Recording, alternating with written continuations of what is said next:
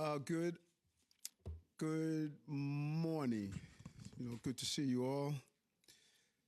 Those of you who ran the marathon, I hope you have a lot of Epsom salt and you soaked a little. I want to hats off to Fabian wearing his medal. He's so proud today. Deputy Mayor Williams Isom and Deputy Mayor Maria Torres Springer for all running. And did any other DMs run? Mira, who conveniently got a sore foot. But really, hats off to the millions of New Yorkers who were out there watching and cheering on, and the 50,000 runners. As always, it's imperative to us that we talk about keeping New York safe, particularly tomorrow during Election Day. Our election security is on top, and we want to reiterate we are going to ensure that Election Day is a fair opportunities for New Yorkers to cast their votes and ensure the integrity of our sacred electoral process tomorrow. And so we are encouraging all New Yorkers to get out and vote. The Board of Election, if you have any issues at polling sites tomorrow, you can call 311 or the Board of Elections at 866-868-3692. Every day, we're going to continue to build a safe city. And again, we're encouraging New Yorkers to make sure you get out and vote.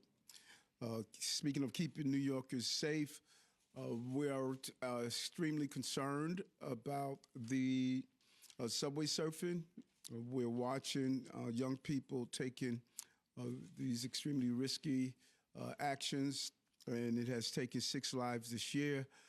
4 last year, and we've seen 20 serious injuries in the last 2 years alone. Really hats off to the New York City Police Department, the MTA, and student advocates who have come together and really started to look at this issue of subway surfing and our introductions of drones with the New York City Police Department and MTA, particularly on those lines where we have a great deal of subway surfing. Number 7 line, for whatever reason, I don't know if it's an outdoor line. Many young people tend to want to use that line to do subway surfing. So we stood with Interim Police Commissioner Donlin and Chancellor Aviles Ramos, as well as a mother who lost her child. I remember speaking with her after she lost her son to subway surfing, to really encourage young people to look at this dangerous action. But we're going to need everyone on board. The PSAs we did with the young people, we thought, touched the lives of some of them. And using the drones, 114 individuals, we believe we were able to save them from some form of harm last year when we started rolling this out. And so subway surfing is real. Social media has an awesome responsibility to not put up these videos. There should be a zero tolerance of these videos, and we're going to continue to call on them to be responsible and make sure we save the lives of these children. Affordabilities is always important. City of Yes, we're in the midst of it. Hats off to the entire team. Good conversations with the city council. City council put out their plan as well, and I am pleased that they're doing that because it is showing that all of us need to be so focused on a unsustainable 1.4% vacancy rate. Our team hit the streets, 100 volunteers, interacted with 10,000 New Yorkers, giving them educational material about City of Yes. The goal is 108,000 new homes over the 15 years. We have to build new housing. There's no way of getting around this housing crisis if we're not going to build more.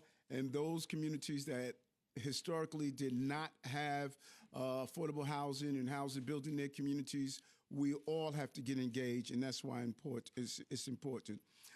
So I want to bring on the team. It's almost interesting to talk about a drought watch here. Global warming is real, and we're dealing with, a drought watch. Even right now, we're dealing with a brush fire in New York, a brush fire. And so whomever believes that this is not a real issue of global warming, they're wrong. I want to bring on Deputy Mayor Mira Joshi, Chief of Staff Camille Joseph Volok, Deputy Commissioner Rick Agawala, and Emergency Management Commissioner Zach Isco, just to go over this whole discussion about what we're doing around this drought and how we need New Yorkers to step up. We just ended a historically dry October, which saw the second longest dry streak in city records dating back to 1869. So I want to turn it over to you, Rick. Yeah. Okay. Thank you, Mayor. I'm Rick Agarwal, Commissioner at the Department of Environmental Protection. Every single day, no matter what the weather or the conditions, DEP assesses our reservoir levels, assesses daily consumption of water in the city, and looks at both near, medium, and long-term forecasts from a variety of sources. We've been very carefully monitoring the situation over the last about 10 weeks when the weather turned from an unusually wet August into the second most severe dry spell that we've had. Over the last couple of months, we now have nearly a 6-inch deficit of rainfall comparing the last 10 weeks to the average rainfall. And when we look at our reservoir levels, which are now below 2/3, when they should at this point in the year be at about or above 75%, that combined with the forward-looking forecasts that suggest that for the next 2 to 3 months, we are expecting drier than average conditions. All of that taken together led us last week to confer with the Deputy Mayor and the Mayor with a recommendation to move to the first stage of drought preparation, which is a drought watch. I will point out we are not alone in this. New Jersey and Connecticut have both declared states of drought. New York State, in conjunction with us, we conferred with them last week and declared a drought also in the southern counties of New York State. We need a lot of rain, not just a little, and one of the things I want to ask New Yorkers is, as we work together, and I'll turn it over to Commissioner Iskel in a moment to talk about what we're going to be doing as a city government, but we're going to be asking New Yorkers to save water. This isn't about a little rain one day. As I said, we need 6 inches of rain to recover what we are missing. And the other thing to remember is we don't actually need the rain here in the city. We need it upstate where the reservoirs are. So if you happen to have a rainy day, please continue to conserve. And I will point out this is the first of several stages. We first do a watch. That's really preparatory. Then, if necessary, we will go to a warning. And the real issues, the real constraints and mandatory efforts come when it is an emergency. And part of what we're trying to do now is stave off that emergency as long as possible. And to talk about how we are coordinating across city government to lead by example and get ahead of this, Zach Iskel. Before you do that, people often hear 6 inches, and we think that's not significant. Can you sort of humanize what we're talking about when we're talking about 6 inches? Sure. Well, I mean, I think New Yorkers remember Hurricane Ida, which of course killed 13 New Yorkers tragically and was the worst rainfall New York City had ever had. That was a 7-inch rainstorm. Got it. Right. So, and now, Lord knows, we don't want all of it at once like we did that day. We need it over time, but it is a lot of rain we need. Thank you, Mayor. Zach. Thank you, Mr. Mayor. So as Rich said, the city is doing a lot to start preparing for this. Just to provide a little bit of context, the last time that we had a drought emergency was in 2001 to 2003. At that time, the city went into a watch in December. We were in a warning for January, February, and March. And then we were in a drought emergency stage 1, that level from April until the end of October. We're back in a watch in November, December, and then it ended in January of 2003. So as Rit will explain, we have an annual water cycle of June 1st to May 31st. Right now is the time when we're generally filling up the reservoirs, and the reservoirs are below what they should be right now. So this is a long-term effort. Right now for the watch, what we are doing with our partners at DEP is we're working with all of our city agency partners to make sure that they are prepared to start conserving water. Every city agency has protocols in place for how they can reduce water. You can see some of the things that we would then implement for sanitation NYPD, FDNY, for some of our partners like the MTA, schools, DCAS, DOHMH, NYCHA, and HPD. Every single agency has protocols. Right now in the watch phase, what we're doing is we are reviewing those protocols and making sure that all agencies are ready should we go into a warning in the next couple of weeks, in which case we would implement the agency protocols. And then if there's an emergency, that's really where we start talking more about different types of actions we would take, not just for city agencies, but also with the public. And while there is a lot that the city does, it's also important that all New Yorkers do their part, and Rit will talk a little bit more about some of the great recommendations that New Yorkers can do to help us conserve water. Back to you, Rit. Thanks, Zach. Yes, and so New Yorkers, every day we consume on average about 1 billion gallons of water a day. And one of the reasons that we are doing this now to get ahead of what might be a long-term challenge is that if you think about it, if we can cut our water consumption by only 5% today, every 20 days we do that, that buys us another day of full water supply later on, probably next summer when we really need it, if this dry spell continues. And so we're really urging all New Yorkers to be conscious of water consumption. And here are a couple of things that we could do. Certainly leaking water, leaking fire hydrants are a big concern. As soon as you see something like that, please call 311. We will get on it immediately. If you can shorten your showers, 1 minute in the shower uses between 5 and 7 gallons of water. So just shaving a couple minutes off your daily shower makes a big difference. We all tell our kids you don't need to run the water while you're brushing your teeth. We should be following that advice ourselves and making sure our kids are doing that. Of course, using appliances only when they're full, and remembering that actually appliances are often more efficient than doing it yourself, right? A full load in the dishwasher is going to use less water than washing all those dishes by hand. And in the same way, for example, please do not wash your car on the street or in your driveway. A mechanical professional car wash is going to be far more water efficient than somebody running a hose for a very long time, which uses a ton of water. And of course, the biggest source of water waste in homes is actually leaking toilets. And people do not understand how much water a running toilet can actually consume. You don't think about it, but it is hundreds of gallons in a week or two. And so as soon as you think there's a toilet that needs addressing, please get that fixed. It'll save you money on your water bill. It'll also save the city the water that we need. Thank you. Can I just add one thing to that? Please. Yeah, sorry. One other thing is, as the mayor mentioned, we did have a brush fire in the Bronx today. There is an increased fire hazard during periods of drought.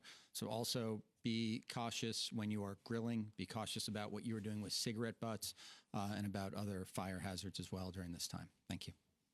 Anything, Camille? Anything, Jean? Okay, thanks a lot. Thanks. Thank you, Any sir. questions? I'm sorry, any questions on this topic? Oh, yes. So you're urging New Yorkers to use less water. My understanding is that Bitcoin mines upstate are using a tremendous amount of water.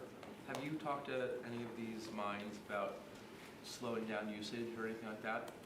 Well, I think that the governor also mentioned this drought, and the governor's team is going to be looking at whatever we can do in the state to deal with the issues of water and how we could address this drought in front of us.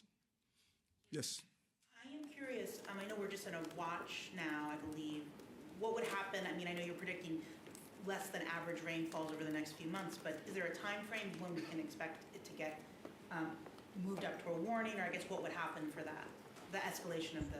Well, as Zach suggested, the watch is really kind of preparatory, and as the example of 2001, 2002 suggested, the watch generally doesn't last very long. I think the reality is that if the drier than normal November does come to pass over the next couple of weeks, we will certainly be reconsidering every day. But I think we would likely be weeks, not months away from a warning. And again, if that is so, the city can lead by example, urge New Yorkers to participate, and that way we can push off mandatory restrictions in an emergency as long as possible. Where do Mandatory restrictions in '01 and '02? Yes, there were, as Zach said, all the way from April through, I think, to October of that year. And of course, the mandatory restrictions are most significant during the warmer weather because it is about you're not allowed to water your lawn, you're not allowed to do things that are often outdoors, and our water consumption as a city is generally higher during the summer than it is during the winter. I don't know if the fire commissioner is in here, but that brush fire, I know there's others, Staten Island. I don't know what the latest is with that. The last update is it probably will hold.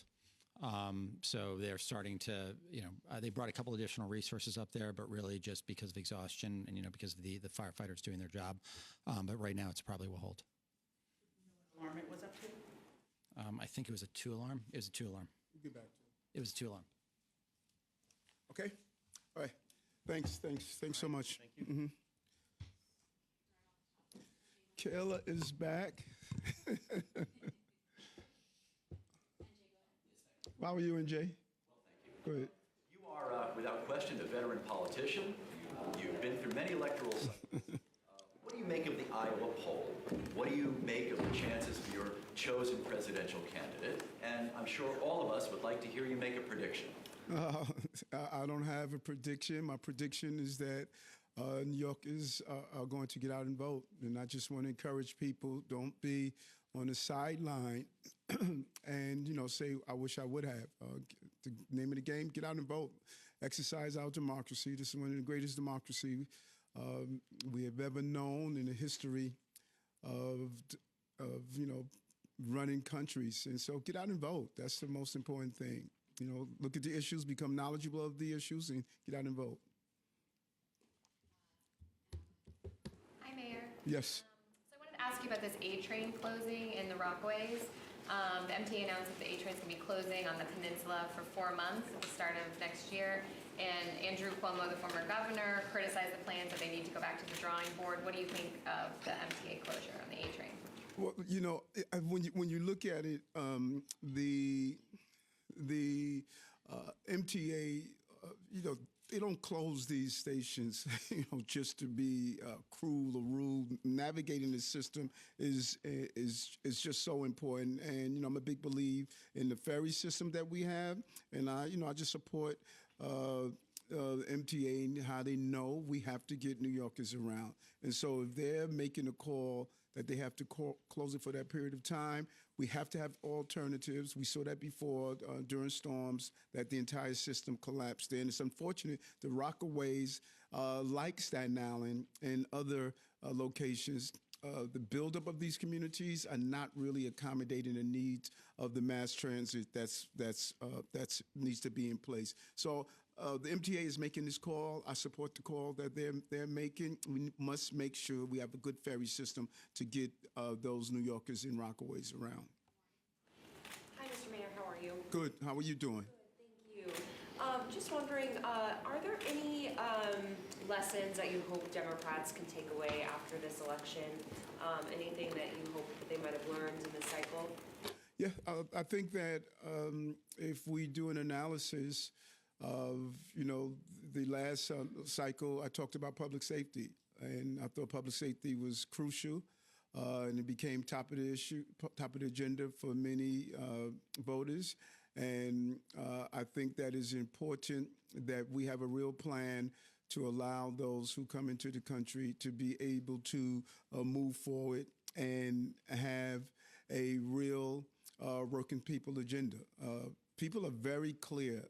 Affordable housing, being able to live in cities, being able to be gainfully employed. These are real, clear messages, and I'm hoping that we use the opportunity to continue to drive down these working class issues. These are working class issues, and I think that's important.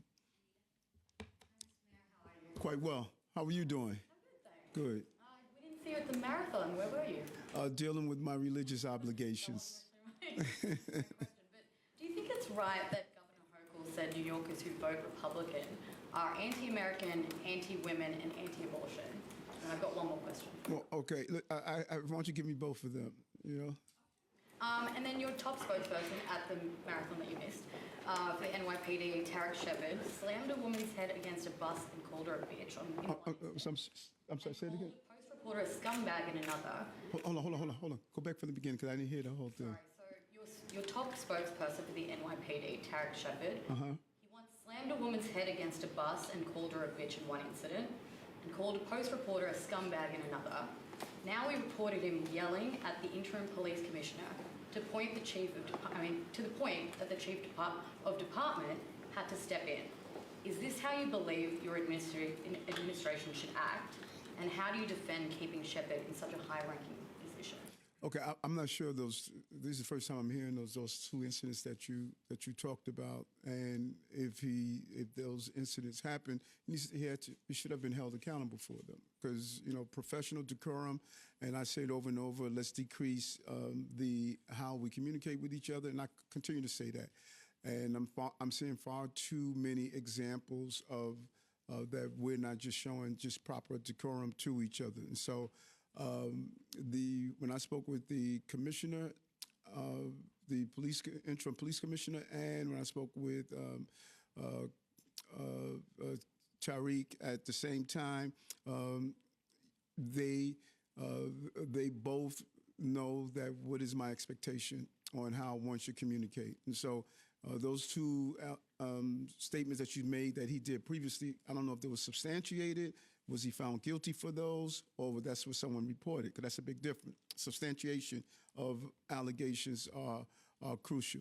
And listen, anyone that's in any type of relationship, a business relationship, a marriage, a relationship with your children, human beings, we have arguments, we have disputes. How do you manage those arguments or disputes after? And that is what's expected. I have one mission of the New York City Police Department, to be respectful and drive down crime. They're doing that. From the transit systems, to shootings, to managing the parades and the protests, to the Halloween Day parade. Their goal to me, you are going to bring down crime and you're going to do it in a respectful way to New Yorkers. That is what they're doing. They're successful at doing it. No one thought we were going to turn around crime at the level that we have turned around on our subway systems and on our streets, and that's what I expect from them. Are we going to have encounters where people are going to disagree about something as passionate as they are? Yes, we are. And if you don't have, just because you have an argument with your spouse, your child, your business partner, doesn't mean you don't love them, you don't like them. If that was a signature of you don't care for the other person in your life, then we're all in trouble. Because I don't know if anyone in this room that is married or have children that have not had a feeling where you just wanted to probably yell at them or argue with them. That's just part of life. You got to move forward. What was your first question was? That's what I should give. Do you think it's right that Governor Hochul said New Yorkers who vote Republican are anti-American, anti-women, and anti-abortion? Listen, Governor Hochul is a real partner for the city of New York. I cannot say enough about her. And her way of expressing what she feels during this passionate time, that's something you have to ask her. I do know this.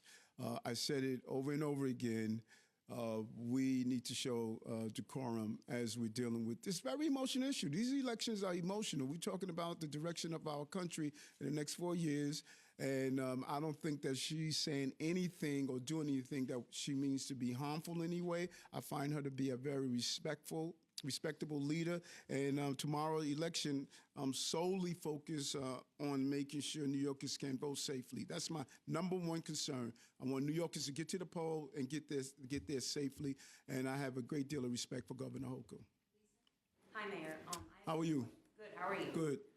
So the first question is about polling tomorrow. What is New York City doing to make sure New Yorkers are safe when they go to vote, and are there any additional measures that people should expect to see at the ballots? And then the second one, there's a DHS intelligence bulletin that says some are already calling for violence, making allegations of election fraud. So have you been talking with your teams about the aftermath of the elections, and what can you do to continue to keep the city safe?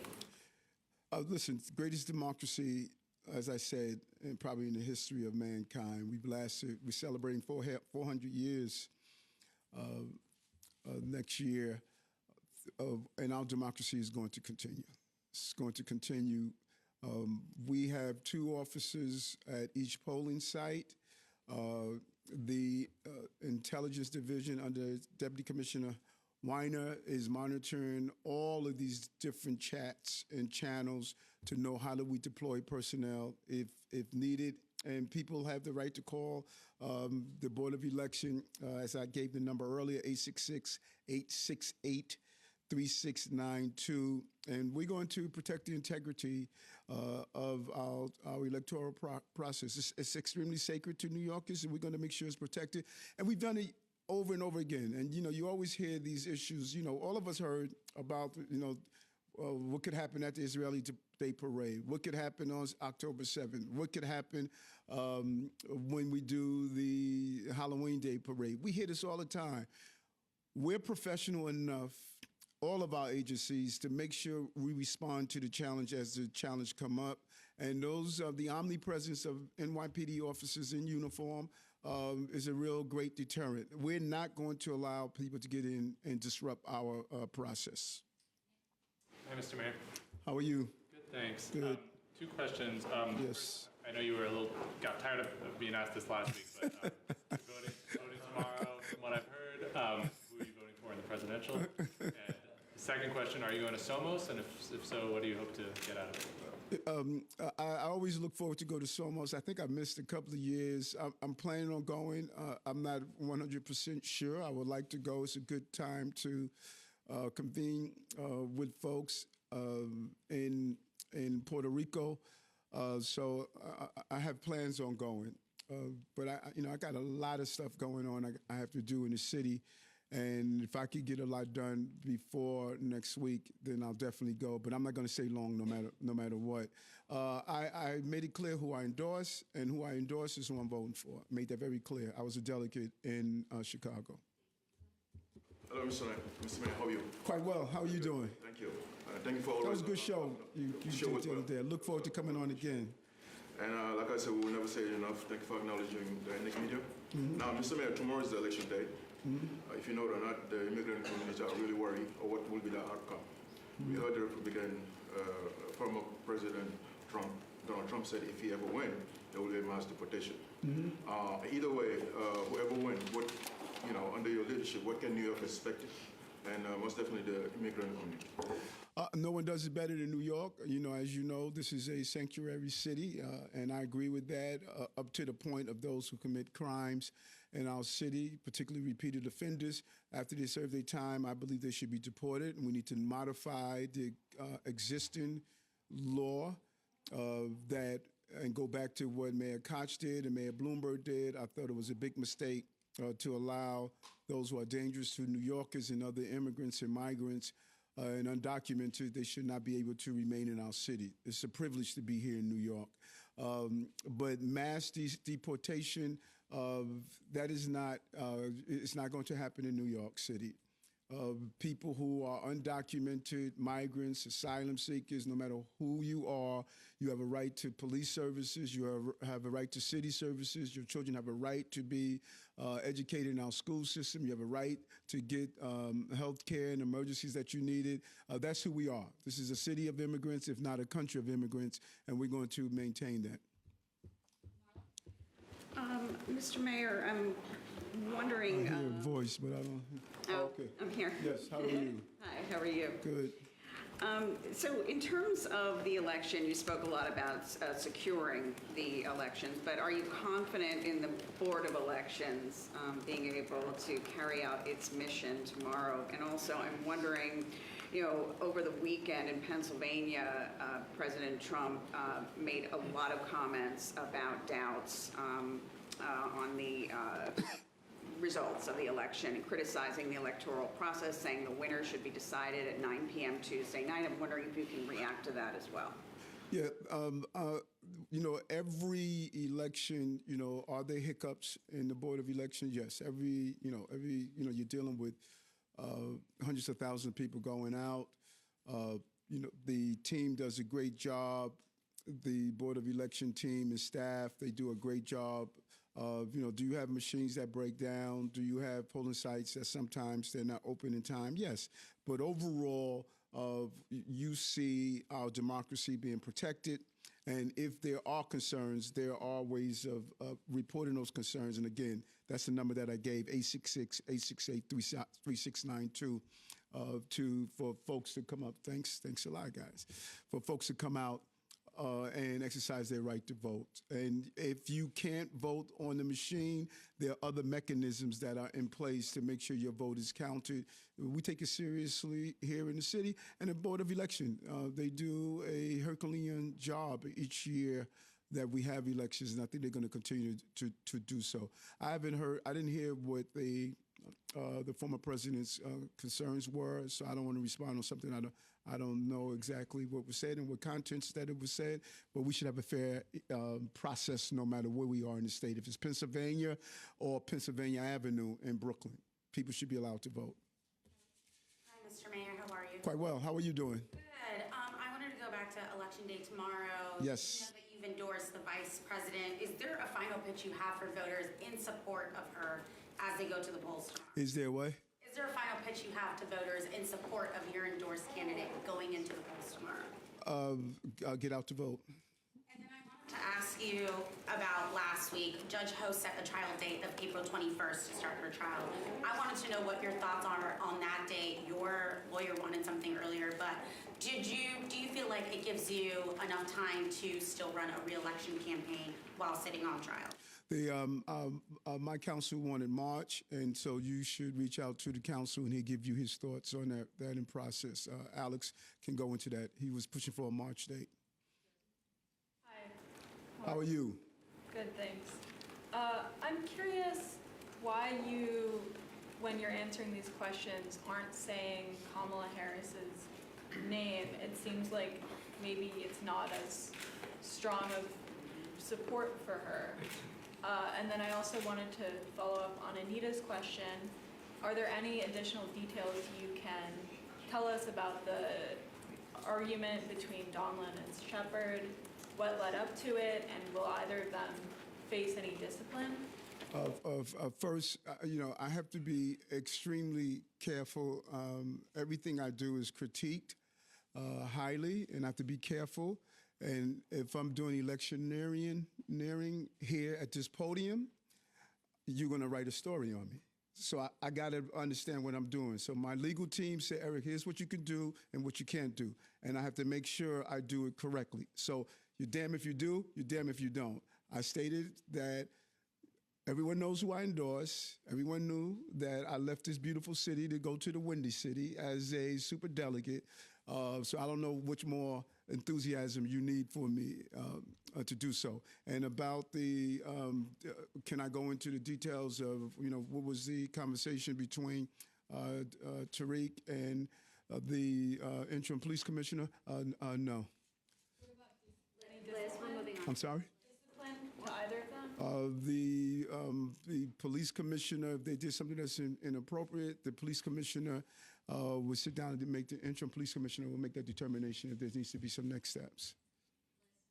Hi, Mr. Mayor. What's going on, Liz? I wanted to ask about the A train. Yes. Controls the ferries, right? Would you be willing to add additional ferries to make up for that, period in which there won't be A trains running? And then my second question is, Chief Shell opened up a personal account, social media account on X, and I'm wondering what was it that,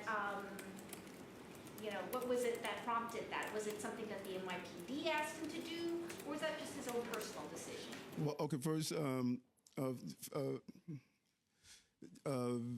number one, the ferries is a good idea. You should be on my EDC team. You know that?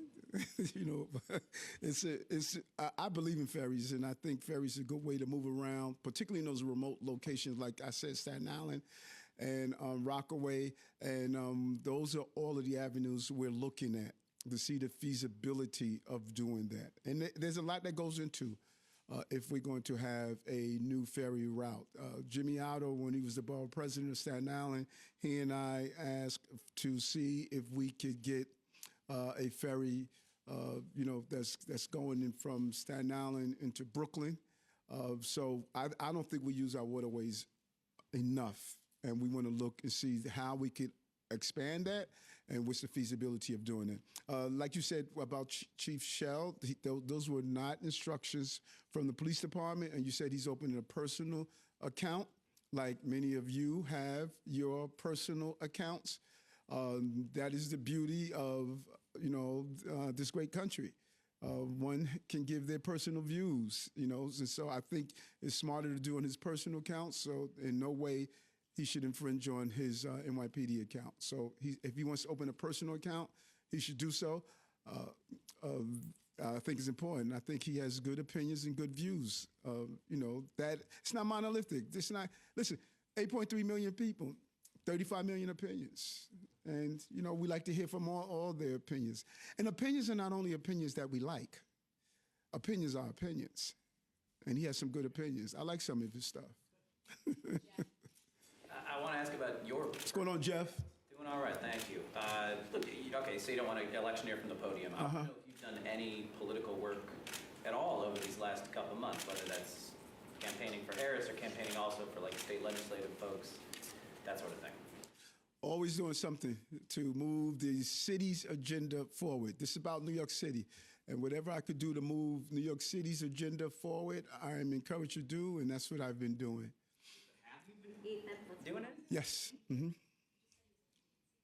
Yes.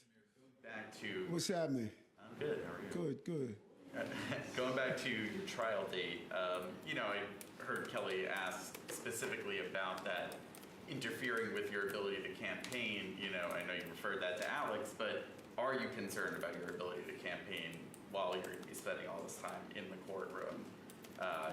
It's going to be during April and May. That's like prime time for the primary. Let me share this with you. Anything you say dealing with your trial can impact on your trial. Anything. You may see it as a simple comment, but that is not how it's done. I respect my trial attorney. If you have any questions concerning trial, Alex is the person to speak with. Hi, Mayor Adams. What's happening? Oh, same. Rockaway, is that going to impact your commute? No, I don't live there anymore. I just grew up there. Okay. Run more ferries, I guess. That's what you don't have to work for the EDC to know that. Seems like a basic thing to do. I want to ask you about police chases. I know a few weeks ago, a cyclist was killed in Astoria after police were engaged in a high-speed chase with suspected burglars. And over the weekend, there was another person killed in Upper Manhattan. A driver was fleeing a police chase after a stop. So I'm just curious. I know we've written a lot. My colleagues have written a lot about the uptick in police chases with the NYPD. Why do you think someone's life? Do you think someone's life is worth trying to arrest people over stolen items or whatever the purpose of the police stop was? And how many deaths is too many? When you'll finally, I guess, maybe tell the NYPD to do a different approach when it comes to these chases? Yeah, that's a fair and good question. And what I will say this. I'm not sure if your classification of a high-speed chase on the first one was actual, because based on the video that I saw, the police were not engaged in a high-speed chase. So the goal is every one of these encounters are analyzed. The supervisor who hears the chase come over the radio makes a determination if he's going to call it off or not. And they do. Oftentimes they weigh, they say, what do you have? We're unsure. The person ran a red light. Call it off. So these supervisors that are on the ground that must make the determination, they make that call. They make that call often. They weigh, is it more important to catch this person, or is it more important to make sure that someone is not the victim of a chase? And they make that call on the ground. Now, you may come across a vehicle, this plate came across, this person is wanted for a shooting. This person is wanted for 8 robberies. Now you have to make that determination, hey, are we gonna let this guy go, or are we going to reasonably pursue them and use other methods? We've been using a lot of different methods. Some methods we don't want to share because we don't want to tip people off, but we've used a lot of methods to go after that person who's committed in the chase. And so it's crucial that the police department does an analysis, and that is so important for the supervisor that's on the ground to make that call, terminate the pursuit, or to allow the pursuit going on. If it's late at night, if it's on a highway, there's so many factors that go involved, and you don't want an innocent life. You don't want an innocent person being hit or killed or seriously injured based on the chase. But I have to trust that supervisor that's on the ground to do that evaluation and make that call. When that call comes over the radio, we are in a pursuit. That supervisor need to come back and say, what are we dealing with? What do we have here? And then they got to make the call. And they factor in what's the weather condition, how many people are out, where the chase is taking place. I have to trust those supervisors to be able to make that call. You said there's an analysis. Is that analysis available on the tablet? I think it's hard to find data on this. We're moving on. Ricardo? You spoke about safety during Election Day, Mayor. Yes. What about the day after, the week after? We don't know. It's a close race. Yep. No one does it better. I think that you just do an analysis over these last few months. I would use October 7th as a date of acknowledgement that no one has done it better than the city based on the circumstances. All of these agencies, not only New York City Police Department, but the entire team, they've all come together to maintain a level of safety in the city. We're still the safest big city in America. We step up to these challenges. What happens in local countries, those incidents play out on the streets of New York. And what happens nationally in this country, it plays out also on the streets of New York. New York is where all of these issues play out, but we've stepped up to the plate. I think if you do an analysis of how challenging these last 12 months have been, you have to see how time and time again we sat here in this room and you talk about the incident is going to happen next week. Are you guys going to be ready? We keep showing why we are professionals, and we're going to do it on Wednesday after the election. So maybe there's a specific scenario depending. Yes. Yes. The NYPD has a plan. Yes. Different role plays, different incidents, different analysis. But listen, let's be clear. Game day is different from preparation. And the most important thing you could do on game day is to be flexible enough to pivot and shift. And that's something that we've mastered. Hi, Mr. Mayor. How are you? I'm good, thank you. Good. Can you provide an update on the search for a permanent NYPD commissioner? And specifically, how many candidates are you currently looking at? And is interim Commissioner Don Lund in the running? Yes, he's in the running. And we will be making an announcement and let you know as soon as we make that announcement. But he's in the running. And, being a commissioner of the city of New York is one of the most coveted law enforcement jobs, and even non-law enforcement. Some of the people who have sent me resumes go beyond law enforcement and have reached out to me. And so he's being considered as well as others. There is New York, the country, and when you talk about the police commissioner, there's a deep bench. But New York City has a deep bench, and we have some very qualified people. I was really impressed with how many would like to continue the success that we've shown in the New York City Police Department. Me? Go ahead. Okay. What's happening? Not much. I'm looking at the sign behind you, which is the NYPD's drone response has saved 114 lives. Yes. Can you walk us through exactly how they've saved 114 lives? We had 114 people were subway surfing. We've identified them, and we were able to proactively get them off the trains before they lost their lives. Are the drones hovering above certain subway stations looking for teenagers? How does this work?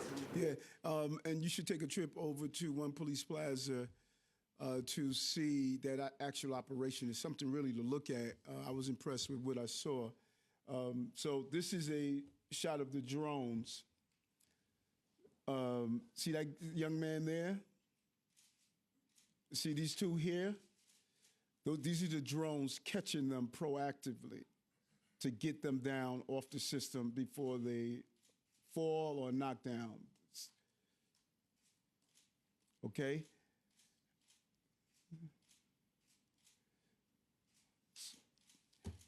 And what we do is go speak with their families, show their parents, which is fascinating when their parents learn that they're subway surfing.